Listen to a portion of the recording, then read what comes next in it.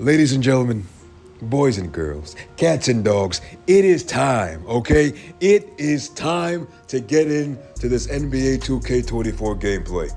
But before we do that, I want to give a huge thank you to 2K and everybody who was involved in the community day. Thank you, thank you, thank you. Now in this video, I'll be answering questions that you guys asked me on Twitter. So without further ado, let's get into it. Now, Big Righteous, shout out to Big Righteous. He asks, does strength really matter in the post with bigs? Especially the way they saying strength is supposed to matter. Big Righteous, I got you. So I didn't get a chance to play with bigs. I wasn't really testing out the bigs, but as you can see, Kobe is moving Ray Allen. All right, now I'm not sure what Kobe's strength and back down Punisher is on, but Kobe is moving Ray Allen. And I noticed that not just with Kobe, but I also noticed it with Jalen Brunson. Jalen Brunson versus Kyle Lowry, Brunson was moving him. So if this is the case for guard play, I'm pretty sure it's the same for the bigs. Now, KC was going crazy with the questions, I ain't gonna lie to you, but I'm gonna try and answer them one at a time. So he asks, how is the mid-range game with how court size spacing issues have been the past couple of years? Honestly, this year, the mid-range game, in my opinion, is just as lovely as it was last year. In terms of the spacing, that's usually a user thing. Like if you have other people on your team who aren't really spacing the floor, then yeah. But in general, nah, this mid-range game is lovely. On top of that, here's what I noticed. So certain shots that you might think would be contested are not contested this year. The contest system is different. So if you notice, my defender, I'm using Jason Tatum. Whoever's guarding me does not have a hand up and he's not directly in front of me. And because of that, he gets a hand up late when the ball is out of my hands. That's open.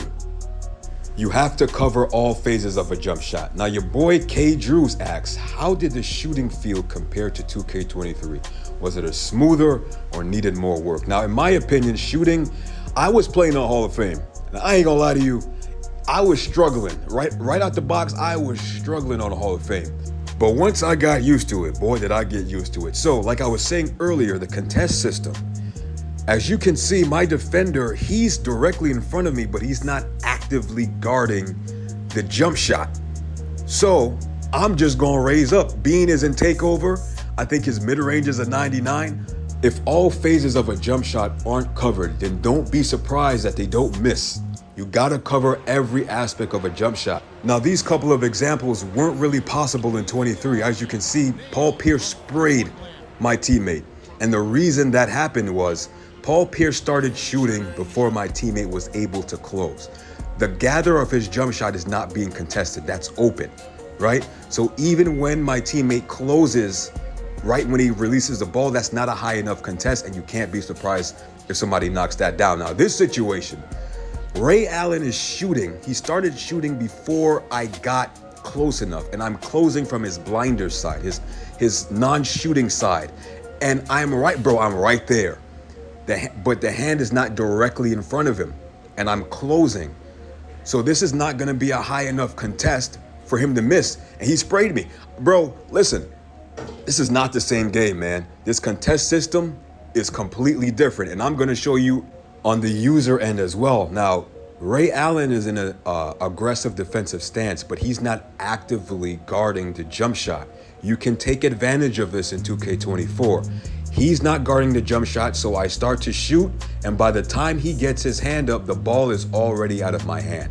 That's not good shot defense. That's not gonna be a high enough contest for a shooter who's badged out to miss. Same example. MJ just pulled off rip because he noticed that I wasn't guarding the shot. So as soon as he catches it, I'm in a defensive stance, but I'm not, as you can see, I don't even think he's gonna shoot it, right? So I'm not guarding the shot, and he just pulls up. I'm not in his shooting space, so that's gonna be wide open. I'm telling you, it's different this year. Now, his second question was, is Interceptor still an OP badge? I'm gonna be honest with you, I wasn't really trying to play passing lanes like that, so I can't answer, but I did have one scenario where I did. And when I tried to play the passing lane, I got punished for my timing. Now, I didn't use the right stick, I just used the button, but my timing was off. And I don't know if Kobe has Interceptor, but it looks like your timing has to be pinpoint. Otherwise, you're gonna find yourself out of position just like last year, and you're gonna be in a bad ways. Your ratings gotta be right, you gotta have the badge on a high enough level, and your timing has to be on point, it seems. Now, his third question is, how is the balance with paint scoring, floaters, scoops, ghost contested, blown layups, and paint defense? Now listen, I'm gonna be honest with you. Hopefully 2K can address this. Hopefully they see this and address this. Now, I was on a fast break with Jalen Brunson and I completely smoked an open layup. I didn't green it, but I remember Mike saying that if it's open, you don't necessarily have to green it, but I don't know. Hopefully that this can be addressed day one or somewhere down the line. So I don't think I should have missed that. Slightly early open, that should have went in. Other than that, the layup timing felt pretty good. Here's an example of me driving to the paint with Jason Tatum. Even through traffic, I was still able to green and finish at the rim. So the layup game, the layup timings, it feels really smooth. Now, I wasn't really attacking the paint with layups a whole lot during my my playtesting time, but I did notice that I was able to make some crazy contested layups with certain individuals like Kobe, like that. Now, see, here's the interesting thing about this. I don't know if you noticed, but that was a switch layup and it was green. I don't know if you have to time acrobatic layups, like when you switch a layup, but that looked like a switch layup. And if memory serves me correct, I did switch that. So if you gotta time your acrobatic layups, that's a game changer. Now you can't just go up with anything, as you see MJ just going up with it, and that's 33, that's a yellow contest. You can't just get away with doing anything you want down there. You gotta pick your spots. As you see MJ gets the ball back, he's like, nah, come back here. But that's all I really got on layup timing. Now, Dre Watson, shout out to Dre. He asked, the suction cup screens, have they been fixed for 24? Because in previous years, the pick and roll screen animations was so strong that we were hard to get around, even if I had pick dodger badge. So I just wanted to know if that was addressed. Now, I felt as if getting around screens with Kobe in particular wasn't really an issue. As you can see, Rondo sets the screen, but I'm able to easily navigate around that. Now, screens, depending on who's setting it and who's trying to avoid it, it's different. If a small guard is setting it and you're trying to get around it with somebody like Kobe, you're gonna be able to avoid screens and get around screens easier, as opposed to this next example that I'm gonna show you. I think KG, I put KG in a pick and roll, but KG is not a perimeter defender and he doesn't have pick dodger, so he's gonna get stuck more so than someone who does have high perimeter defense and pick dodger. They'll be able to navigate a little bit more better. Now, Irv Gotti, shout out to Irv. He asks, what are some advantages you get with the triple strike badge? Now, I'm gonna be honest, it felt very similar to 23.